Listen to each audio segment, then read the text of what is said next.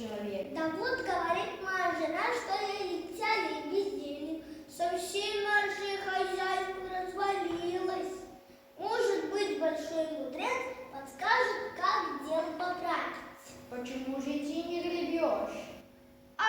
Не. Я натолкаю твой плод у берега. Только передай мудрецу мою просьбу. У меня огромная тяжесть в животе. Я все время тону. Пусть мудрец даст совет, как мне выздороветь. Ладно, толкай.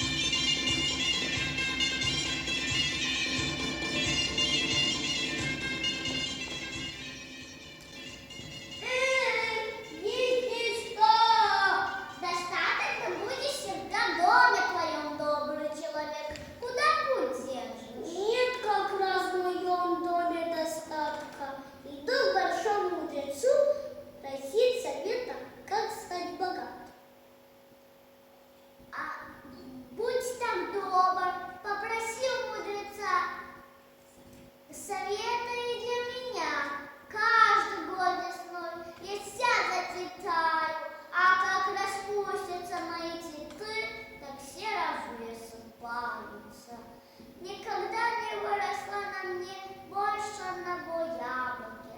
Спросил мудреца, отчего это?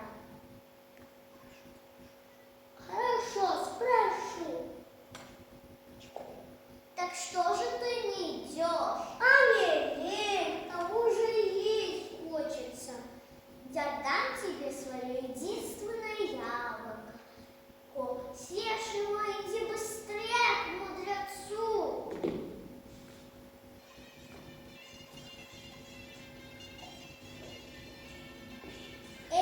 Только яблоко и жевать надо.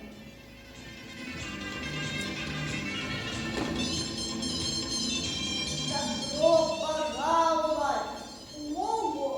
Ты прожуй сначала, потом проси совета. Прислала меня жена, чтобы ты научил меня совета, как богатым стать и жить без забот. Но твоя голова умножится во 100 крат. Для воли мудрец, чтобы все знать и уметь, что тебе нужно. Говори скорее. Прислала меня жена, чтобы ты научил меня советам, как стать богатым.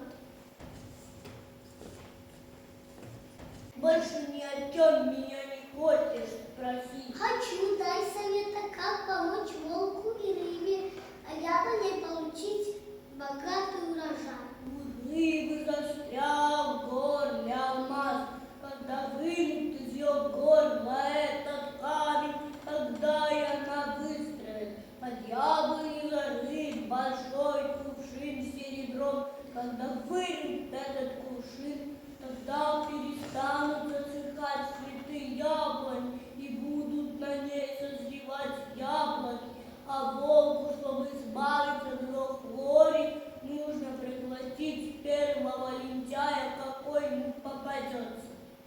А как же я? А как же мне богатым стать? Твоя просьба уже выполнена, ступай.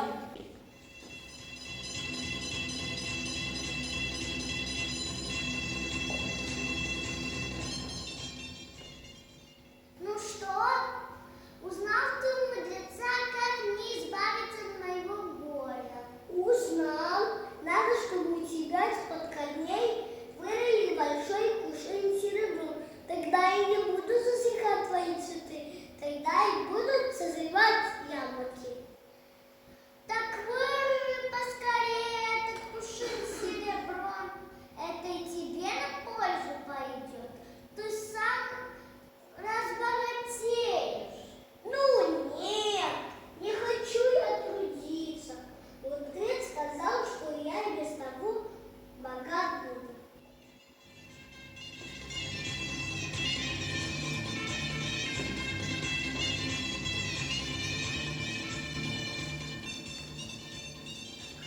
Ну что посоветовал мне мудрец?